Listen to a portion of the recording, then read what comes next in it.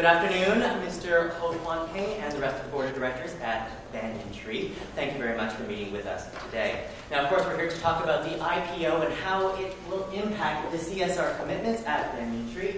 So I will get into that in one moment. I'd like to take a moment, though, to introduce our team. Beverly Nollard, Bernice Jones, Christy Bergen, and I'm Luke Southern. Now, Banyan has been very successful at developing a fantastic eco-friendly spa and resort brand. But with success comes challenges. One of those challenges is how to finance future growth. So our objective today is to determine the most effective way that Banyan can determine a means of securing the financing they need to grow. Now, in order to meet that objective, we have a very detailed agenda here and little time to do it, so we're going to get right in and start with the key internal issues.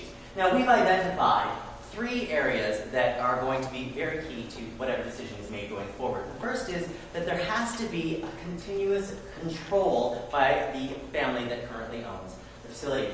And the reason that needs to be there is they don't want to compromise any of the social or ecological goals and commitments that the family has made. Finally, any funding has to be a good investment, or why would you do it? It is a for-profit venture. So let's look at the external factors that are going to be at play. First, of course, is investor attitudes towards CSR. If we're going to be going to the market and getting new shareholders, how do they feel about the financial commitments that Banyan is making as part of its CSR commitments? And that, of course, ties into the green movement and how important that factor will be in motivating shareholder purchases.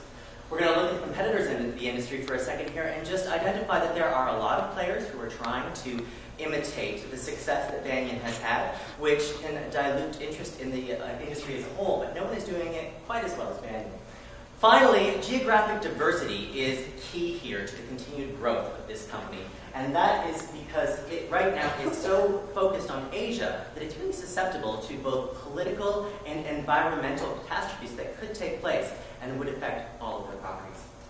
Now, this takes us to looking at the stakeholders. There are a number of stakeholders that do impact Banyan. I'd like to draw your attention to the last 2, though, because investors and the environment are really what we're talking about here today. We're looking at who's going to be our investors, so what character of investor is it that we're looking for? And finally, how committed are they to the environmental goals that Banyan is committed to?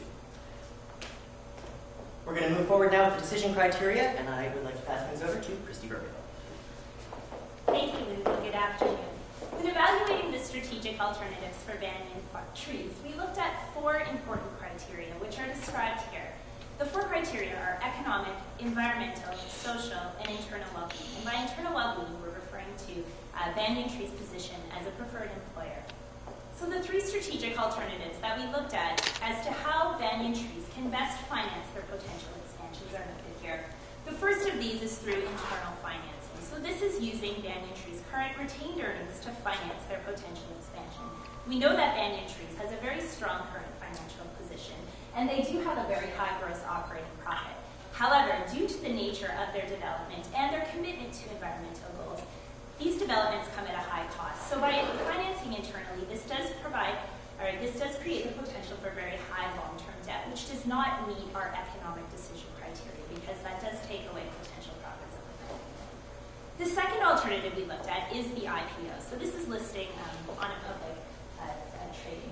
And we believe that this would give us access to the funds, and it would increase the share liquidity, and it would also increase Banyan Trees' brand awareness.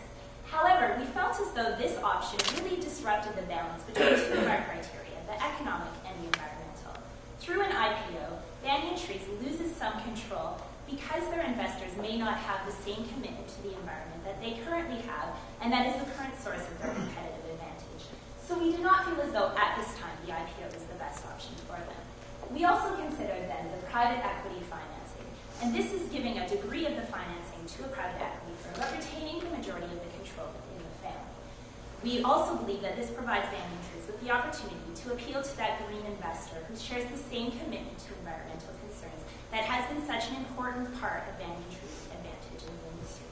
So overall, our recommendation is to solicit the private equity funding, however, retain majority family control over the operations of Banyan Trees Hotels and Resorts. I'll turn it over now to Bernice for our implementation plan.